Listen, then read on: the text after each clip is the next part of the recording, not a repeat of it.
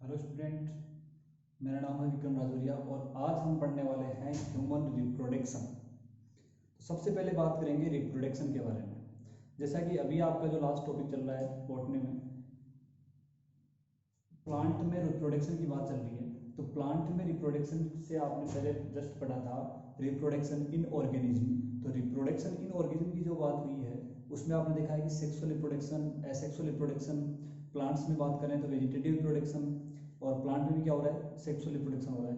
तो रिप्रोडक्शन के बारे में आपने जिसका बेसिक्स है वो सारा पढ़ लिया है, लेकिन फिर भी हम इसके बारे में थोड़ी सी बात कर लेते हैं कि रिप्रोडक्शन एक्चुअल में होता है।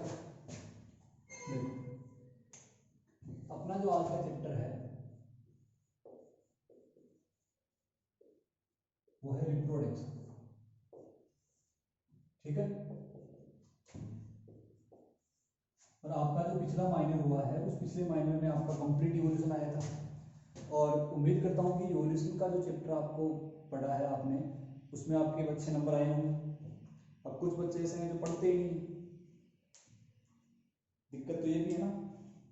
देखो, रिप्रोडक्शन वास्तव में है क्या चीज और ये जरूरी क्यों है।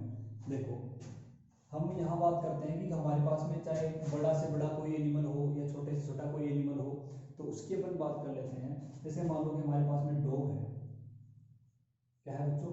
एक डॉग है। तो आप ये देखो कि डॉग की जो स्पीसीज है वो आप देखोगे कि डॉग क्या कर रहा है, अपने जैसे नए छोटे छोटे बेबीज बना रहा है। क्लियर? क्योंकि डॉग जो है उसकी एज फिक्स है। आपने रिप्रोडक्शन इन ऑर्गेनिज्म में बहुत सारे एनिमल्स की एज के बारे में पढ़ा है कि ये वाला जो है एनिमल इतनी एज तक सर्वाइव करेगा, ये वाला एनिमल इतनी एज तक सर्वाइव करेगा। कुछ ऐसे थे जो कुछ हफ्तों तक, कुछ महीनों तक या कुछ सालों तक जिंदा रहते हैं, और कुछ ऐसे हैं वो बहुत सालों तक क्या रहते हैं, जिंदा रहते हैं। जैसे आपने बरगद के पेड़ के बारे में पढ़ा है, कछुए के बारे में पढ़ा है। जबकि कुछ ऐसे हफ्ते जैसे तितली वगैरह है, ये क्या है, कुछ हफ्तों तक ही सर्वाइव कर पाती है। तो हम कह रहे हैं कि इनकी एक एज होती है। तो यहां हम कह लेते हैं कि जैसे मान लो कि एक डॉग है, वो 20 साल बाद में क्या कर रहा है, मर रहा है। मान लिया आपने कि 20 साल बाद में वो क्या करेगा, मर जाएगा। तो 20 साल बाद में इस डॉग का कोई अस्तित्व नहीं है। ये अपनी जाति का अस्तित्व बनाए रखने के लिए क्या करेगा, अपने जैसा ही एक नया डॉग पैदा करेगा। क्लियर? और ये जो है फिर बड़ा होके ये भी 20 साल बाद में मर जाएगा, फिर ये भी अपने जैसा नया डॉग पैदा करेगा।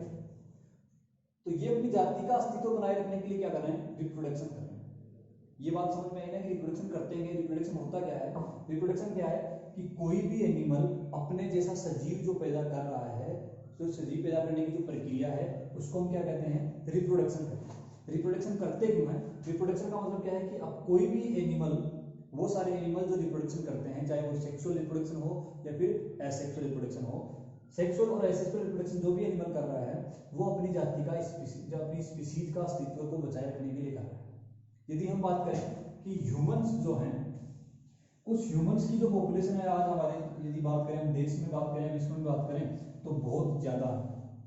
ठीक है? यदि हम ये कहें कि आने वाले 50 साल के लिए या 20 साल के लिए, 10 साल के लिए तो ह्यूमन का जो रिप्रोडक्शन है वो रुक जाए, तो कुछ ही सालों में क्या हो जाएगा, ह्यूमन की स्पीसीज पृथ्वी से नष्ट हो जाएगी।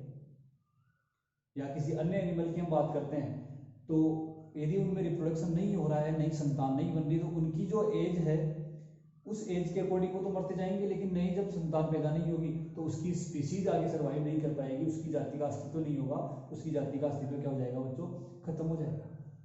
क्लियर? अब हम यहाँ बात कर लेते हैं कि रिप्रोडक्शन के टाइप्स की बात करें, तो रिप्रोडक्शन के लिए हम कहेंगे कुछ एनिमल ऐसे होते हैं जो एग का फॉर्मेशन करते हैं, कुछ बेबी का फॉर्मेशन करते हैं। देखो, वो सारे एनिमल जो अंडे देते हैं उनको बोलते हैं ओविपेरस। क्या बोलते हैं बच्चों? ओविपेरस। और कुछ ऐसे हैं जो डायरेक्ट बेबी उत्पन्न करते हैं, उनको बोलते हैं बच्चों विविपेरस। क्या बोलते हैं बच्चों? विविपेरस बोलते हैं। इसको हिंदी में कहेंगे अंडज, और इसको बोलते हैं जरायुज। अंडे देने वाले और बच्चे पैदा करने वाले। क्लियर? तो ये यानी कि इनके अंदर क्या है कि इस टाइप्स हो जाएगा इसका रिप्रोडक्शन का, कि इस टाइप से ये क्या करते हैं, संतान पैदा करते हैं और अपनी जाति का अस्तित्व क्या करते हैं बच्चों, बनाए रखते हैं। क्लियर? तो आज का जो हमारा टॉपिक है वो है रिप्रोडक्शन। और रिप्रोडक्शन में जो आपने देखा है कि जनन एक तो होता क्या है, अपने समान नया सजीव पैदा करने की जो प्रक्रिया है उसको हम कहते हैं बच्चों रिप्रोडक्शन कहते हैं। और रिप्रोडक्शन आवश्यक क्यों है, अपनी स्पीसीज का अस्तित्व बनाए रखने के लिए रिप्रोडक्शन आवश्यक होता है। ये दो पॉइंट क्लियर है। अब हम बात करें कि अंडे देने वाले क्या कराएंगे और बच्चे पैदा करने वाले क्या कराएंगे, ओविपेरस और विविपेरस। अंडे देने वाले ओविपेरस और बच्चे देने वाले विविपेरस। क्योंकि बहुत सारे आपके एग्जाम्पल आप जब आगे पढ़ोगे तो उसमें आपको पता पूछा जाता है कि ओविपेरस कौन कौन से हैं, विविपेरस कौन से हैं। आपने 11th की जो चैप्टर है एनिमल टेक्सोनोमी, एनिमल किंगडम जो आपने पढ़ा था, उस एनिमल किंगडम में आपके सामने बहुत सारे ऐसे क्वेश्चन आए थे कि ओविपेरस कौन कौन से होते हैं, विविपेरस कौन कौन से होते हैं, तो वो सब भी याद रखना जरूरी होता है। देखो अब हम यहाँ पर डायरेक्ट बात कर लेते हैं कि इसका जो ऑर्गेनिज्म वाला चैप्टर है वो आपको पढ़ा हुआ है, इसलिए उसकी बात नहीं करेंगे। हम यहाँ बात करते हैं कि रिप्रोडक्शन जो है वो कितने प्रकार का होता है। देखो एक होता है एसेक्सुअल, क्या होता है बच्चों, एक होता है एसेक्सुअल और एक होता है सेक्सुअल रिप्रोडक्शन। एसेक्सुअल और सेक्सुअल रिप्रोडक्शन में क्या अंतर है, देखो एसेक्सुअल और सेक्सुअल रिप्रोडक्शन के अंदर हम अंतर सीधा सा हम ऐसे कर सकते हैं कि यदि कोई भी एक पेरेंट, जैसे हम कह रहे हैं कि हमारे पास में कोई एक ऐसा एनिमल है जिसको मेल और फीमेल से हमें यहां कोई मतलब नहीं है, चाहे मेल हो या फीमेल हो, ये अपनी संतान पैदा करने में सक्षम है। क्या? केवल एक ही पेरेंट जिसको हम कह देंगे यूनिपेरेंटल। पहला पॉइंट हमारा ये हो गया कि यूनिपेरेंटल के द्वारा जो संतानें पैदा होती है वो किस प्रकार का रिप्रोडक्शन है, एसेक्सुअल रिप्रोडक्शन है। यूनिपेरेंटल का मतलब समझ पा रहे हो कि चाहे वो एनिमल है वो मेल है या फीमेल है, यहाँ कोई मैटर नहीं करता है, मेल भी कर सकता है या फिर फीमेल भी कर सकता है।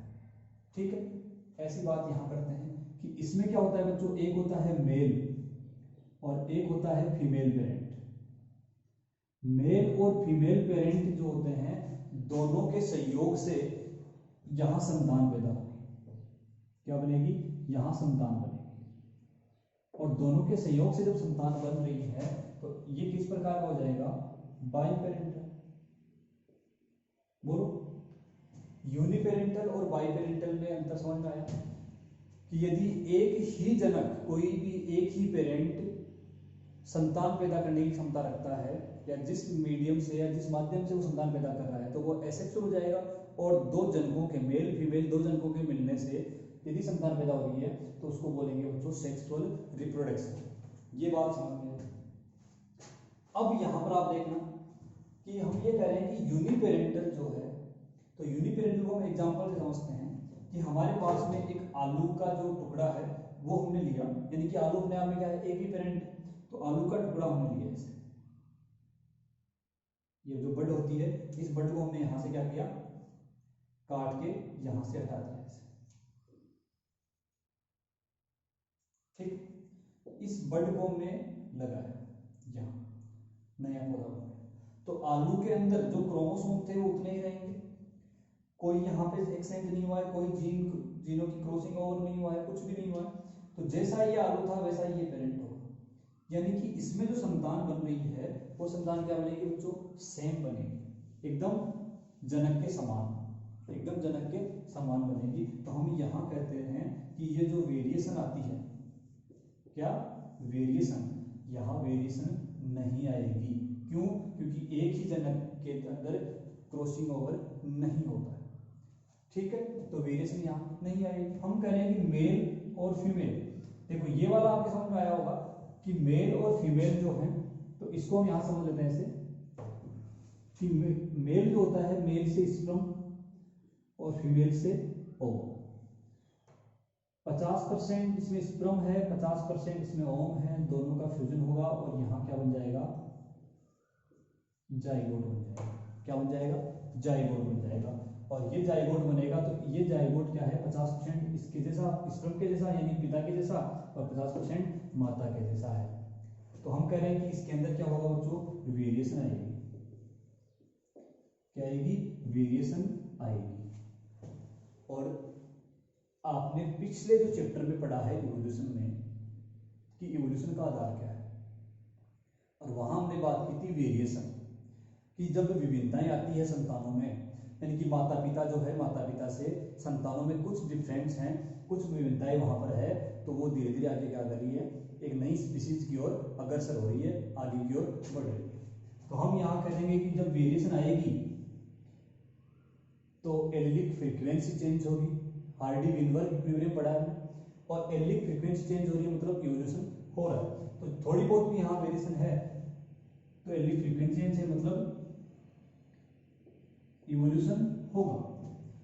और यहाँ हम करें कि वेरिएशन जब जीरो है, एलिलिक फ्रीक्वेंसी क्या है, इक्वल है, और एलिलिक फ्रीक्वेंसी जब इक्वल है तो इवोल्यूशन जीरो नहीं होगा। इवोल्यूशन क्या होगा बच्चों, जीरो होगा।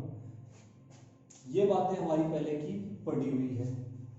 एक बार दोबारा मैंने आपको ये बता दिया है, इसमें आपके कोई कंफ्यूजन नहीं होना चाहिए, इसको आप नोट करो, उसके बाद आगे बात करते हैं। ये नोट करो।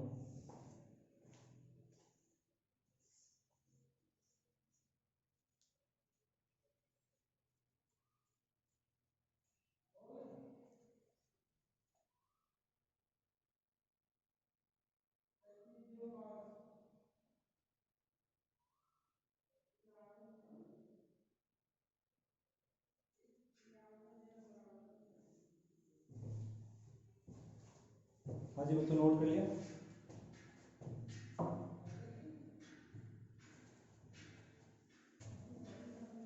अब हम आगे बात करेंगे कि जो एनिमल हैं, तो कौन से एनिमल तो ऐसे हैं कि उनके अंदर सेक्सुअल रिप्रोडक्शन होता है, कौन से ऐसे हैं जिनमें एसेक्सुअल रिप्रोडक्शन होता है। तो हम एक एक एनिमल का यहाँ नाम नहीं लिखेंगे, हम केवल इनके ग्रुप के बेस पर बात करेंगे। और ग्रुप के बेस पे यदि हम बात करते हैं तो एनिमल जो किंगडम हमने पढ़ रखा है, उस एनिमल किंगडम के अकॉर्डिंग यहाँ हम इसको अंतर कर देंगे। इसका अंतर कैसे करना है,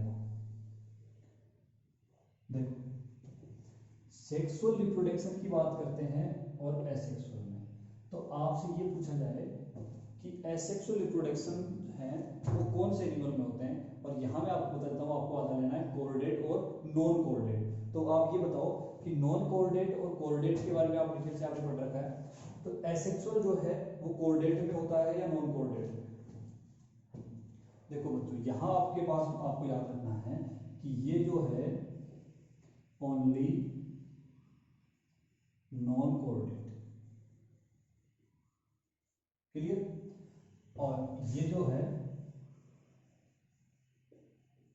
कोर्डेट्स एंड नॉन कोर्डेट,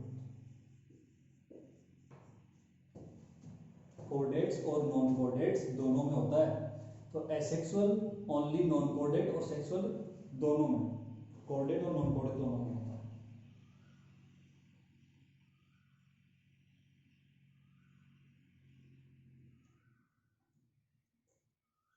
बोलो यहां तक ठीक है।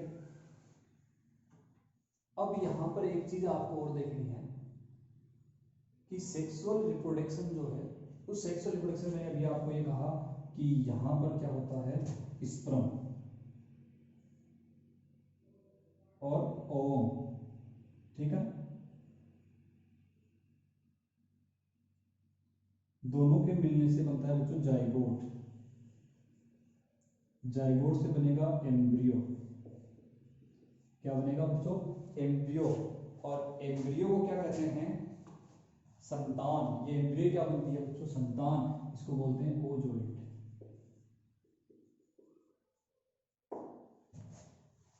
सेक्सुअल रिप्रोडक्शन में केवल एक ही प्रोसेस होता है कि स्पर्म ओवम दोनों मिलेंगे, फ्यूजन होगा, फ्यूजन से जाइगोट, जाइगोट से एम्ब्रियो, एम्ब्रियो से जो संतान बनती है उसको बोलते हैं ओजोइड। ये आपको याद रखना है।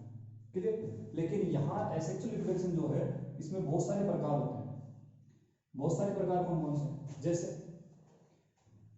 आपने अमीबा के बारे में पढ़ रखा है, हाइड्रा के बारे में पढ़ रखा है।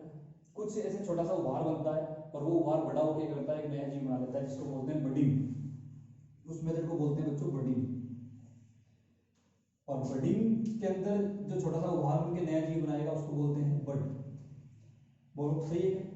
एक दो टुकड़ों में बट गया, binary fission. Binary fission, binary fission का मतलब ये होता है कि एक जीव दो पार्ट में डिवाइड हो रहा है।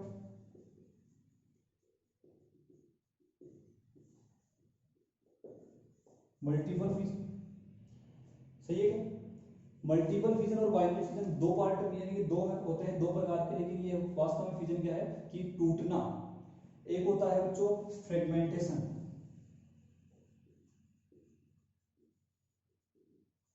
छोटे छोटे टुकड़ों में टूट जाना। देखो दोनों की मैं आपको एक बार बता देता हूँ कि बडिंग, बडिंग का मतलब होता है कि ये हमारे पास में कोई भी एक ऑर्गेनिज्म, इसमें यहाँ छोटा सा उभार बनेगा और ये उभार बड़ा होगा ऐसे, और एक नया जीव बन जाएगा। ये यहाँ से पेरेंट जो है से अलग हो जाएगा और एक नया जीव बना लेगा, नया ऑर्गेनिज्म बना लेगा। ये तो होता है बडिंग। तो ये छोटा सा उभार जो निकलता है उसको क्या बोलते हैं बच्चों, बड बोलते हैं। हम कह रहे हैं कि बैक्टीरिया जो है इस प्रकार से, और ये दो पार्ट में डिवाइड हो गए, ए और बी। इसको दो पार्ट में डिवाइड होना बाइनरी फिजन, बाई का मतलब दो, मल्टीपल। हम कह रहे हैं कि ये वाला जो है ये बहुत सारे पार्ट में डिवाइड हो गया, मल्टीपल हो गया। ठीक। फ्रेगमेंटेशन में ये जैसे पित्तागर्मी है, ये भी फ्रेगमेंट बना लेता है, टूट जाता है, और प्रत्येक की जो पार्ट है इसका एक नए ऑर्गेनिज्म की तरह व्यवहार करता है। इसको बोलते हैं बच्चों फ्रेगमेंटेशन बोलते हैं। एक बात और है इसमें कि यहाँ जो है एसेक्सुअल रिप्रोडक्शन वो केवल माइटोसिस के द्वारा कंप्लीट होता है। इसमें मियोसिस और माइटोसिस दोनों होते हैं। इसमें माइटोसिस एंड मियोसिस दोनों होते हैं। और यदि हम इसकी बात करते हैं तो यहां पर ओनली माइटोसिस होता है, मियोसिस नहीं होता है। मियोसिस होने का मतलब क्या है बच्चों, कि अपने क्रोमोसोम को हाफ कर देना और फिर दूसरा जो पेरेंट है उसके क्रोमोसोम से जुड़ जाना, यानी कि आधा पिता से और आधा माता से। लेकिन एसेक्सुअल में तो क्या है कि एक ही जनक है, वही माता है और वही पिता है। ठीक है, इसमें मेल फीमेल दोनों अलग अलग होते हैं। ये सेक्सुअल और एसेक्सुअल रिप्रोडक्शन की थोड़ी सी बेसिक इन्फॉर्मेशन आपको यहाँ मैंने दे दी है, आप इसको नोट कर लो। उसके बाद में हम आगे बात करेंगे, नोट करो।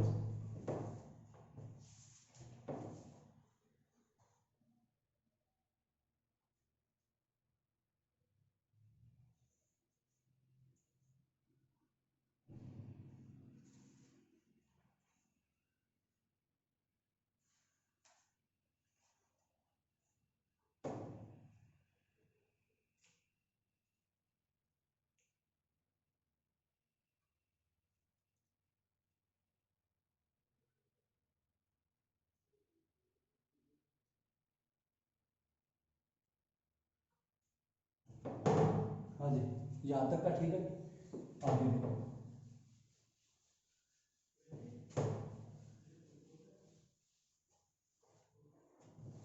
यहाँ हम बात करेंगे आगे कि देखो ये एक इंपॉर्टेंट पॉइंट है यहाँ पर। जैसे हम कह रहे हैं कि स्पर्म है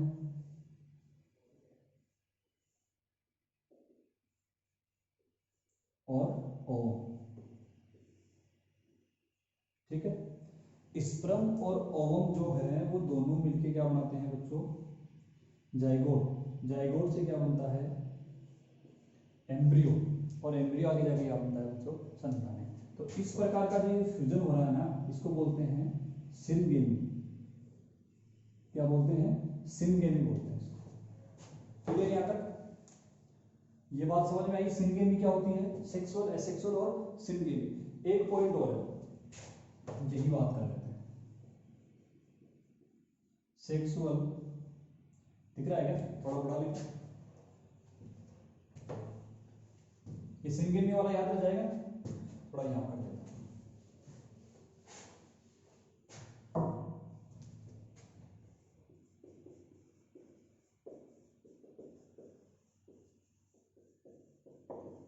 सेक्सुअल डायमॉर्फिज्म। देखो सेक्सुअल डायमॉर्फिज्म का मतलब क्या होता है, सेक्सुअल डायमॉर्फिज्म का मतलब ये होता है कि कुछ एनिमल्स ऐसे होते हैं जिनमें मेल और फीमेल जो सेक्स ऑर्गन है वो अलग अलग में होते हैं और कुछ में सेम में होते हैं, यानी कि एक ही जीव है जिसमें मेल सेक्स ऑर्गन भी और फीमेल भी है, उसको बोलेंगे बाइसेक्सुअल। कुछ ऐसे होते हैं जैसे ह्यूमन की हम बात करते हैं तो मेल अलग होता है, फीमेल अलग होती है। क्लियर? जैसे अर्थवर्म जो होता है, अर्थवर्म में क्या है, अर्थवर्म में मेल और फीमेल सेक्स ऑर्गन दोनों क्या होते हैं, सेम, एक ही जनक में होते हैं। तो देखो यूनिसेक्सुअल जो एनिमल है, कौन से बच्चों,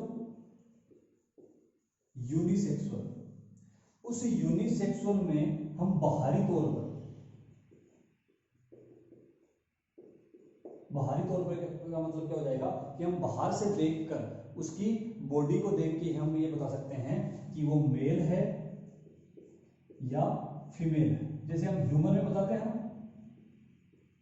मेल है या फीमेल है, यदि इसको अंतर स्पष्ट हम कर पा रहे हैं तो उसको बोलेंगे सेक्सुअल डायमॉर्फिज्म, और यदि हम अंतर नहीं कर पा रहे हैं तो उसमें सेक्सुअल डायमॉर्फिज्म नहीं होता है। एस्केरिस जो होता है, एस्केरिस आपने पढ़ रखा है, एस्केरिस में क्या होता है, एस्केरिस ऐसे होता है, मेल फीमेल जो होती है वो मोटी होती है, महिलाएं हमेशा मोटी होती है, और मेल जो होता है वो बेचारा पतला सा होता है, लेकिन अकड़ रहती है, इसमें क्या रहती है, अकड़ रहती है, और पीछे से इसका ये क्या होता है, घुमा हुआ होता है, अकड़ा हुआ है। क्लियर? तो दिख रहा है मेल कौन है, फीमेल कौन है, ये फीमेल है, ये मेल है। कॉकरोच में भी ऐसे होता है, लेकिन एस्केरिस ये जो हम कह रहे हैं अर्थवर्म, अर्थवर्म क्या है, बाइसेक्सुअल है, लेकिन उसमें हम सेक्सुअल डायमॉर्फिज्म नहीं होता उसके अंदर, क्योंकि उसमें मेल भी है और फीमेल भी है। जहां तक का पार्ट फिनिश है, ये अपना इसका नॉर्मल इंट्रोडक्शन था, वो कंप्लीट हो गया। आगे हम कल बात करेंगे ह्यूमन रिप्रोडक्शन की, और ह्यूमन रिप्रोडक्शन के में हम सबसे पहले पढ़ेंगे मेल रिप्रोडक्टिव सिस्टम।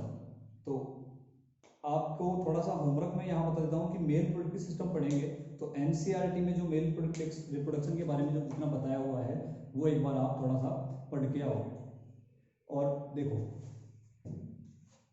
इसमें आपको कुछ नहीं पढ़ा है हमने आज का, हमने देखा है कि सेक्सुअल ये रिप्रोडक्शन जो होता है वो जरूरी क्यों है, किस प्रकार रिप्रोडक्शन करते किसे हैं, सेक्सुअल क्या होता है, एसेक्सुअल क्या होता है, सिनगेमी क्या होती है, सेक्सुअल डायमॉर्फिज्म क्या होता है, ये हमने बेसिक पॉइंट बात करें।